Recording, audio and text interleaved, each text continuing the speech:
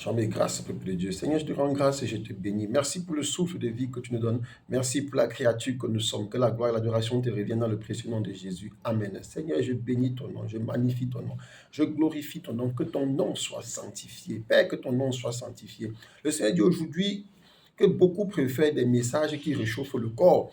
Beaucoup préfèrent des messages qui réchauffent le corps. Ce n'est pas que les messages qui réchauffent le corps sont mauvais, mais c'est que les messages qui réchauffent le corps que les gens reçoivent aujourd'hui ne sont pas des messages de Dieu. Ces messages ne viennent pas de Dieu. Dans le livre de 1 Timothée 4, verset 1, on peut lire, l'Écriture dit expressément que dans les derniers temps, quelques-uns abandonneront la foi pour s'attacher à des esprits séducteurs et des doctrines de démons. Par l'hypocrisie des faux docteurs portant la marque de flétrissure dans leur propre conscience. Donc, bien aimé, on comprend ici que notre Dieu qui voit tout, qui sait tout, avait déjà prévenu longtemps à l'avance de ces choses qui allaient arriver à les derniers temps.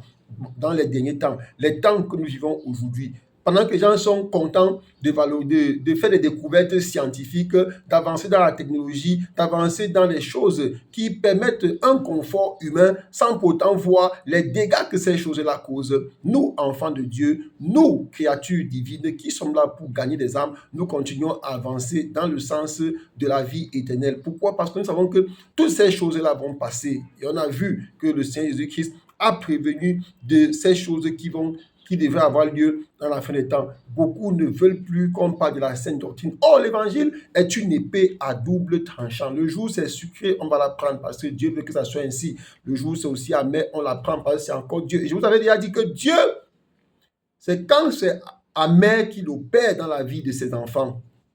Donc, quand c'est amer, parce que ça permet à Dieu de découvrir le fond, c'est que tu es vraiment. Il t'expose cela à ses yeux pour pouvoir te corriger, pouvoir te bénir et pouvoir te guérir, pouvoir te délivrer, pouvoir te bénir. Mais beaucoup n'aiment pas ça. Beaucoup préfèrent rester avec leurs vieux démons et se contenter des applaudissements. Beaucoup chez les endroits où on ne critique pas le péché. On va aujourd'hui, quand vous parlez du salut, ça ne passe pas. J'ai fait l'expérience en intégrant certains groupes sur les réseaux sociaux, certains groupes de l'Asie, du monde en général. Et dans chaque groupe, il y a des administrateurs qui doivent valider le message avant que ça passe. Chaque fois, quand j'envoie des messages, si c'est des messages qui sont là pour...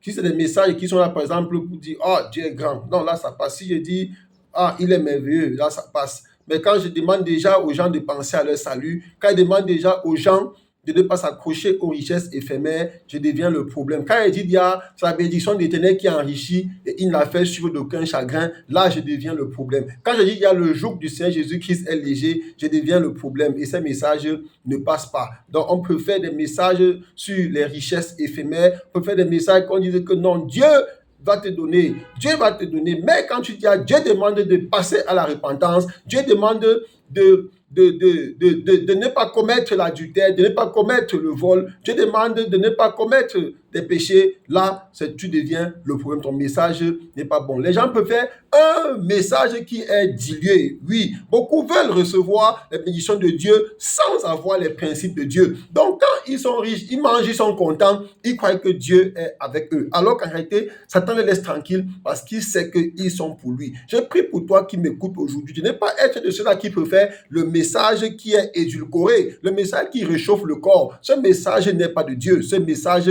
est de Satan. Or, nous savons, c'est non. On a dit qu'il était le rusé, on a dit qu'il était le malin, on a dit qu'il était le méchant. Regardez comment il est rusé, il est malin. C'est pas la ruse qui l'a fait tomber nos premiers ancêtres. Donc, quelqu'un qui a des noms comme ça là, comment est-ce que tu peux faire pour croire en quelqu'un comme ça?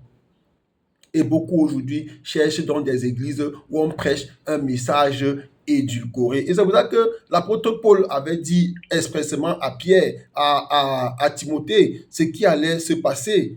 Oui, donc nous devons faire très attention. Dans le livre de 1 Pierre chapitre 2 Pierre chapitre 3, verset 3, l'apôtre dit, sachant qu'avant tout, dans les derniers jours, il viendra des moqueurs avec des railleries, marchant selon leur propre convoitise.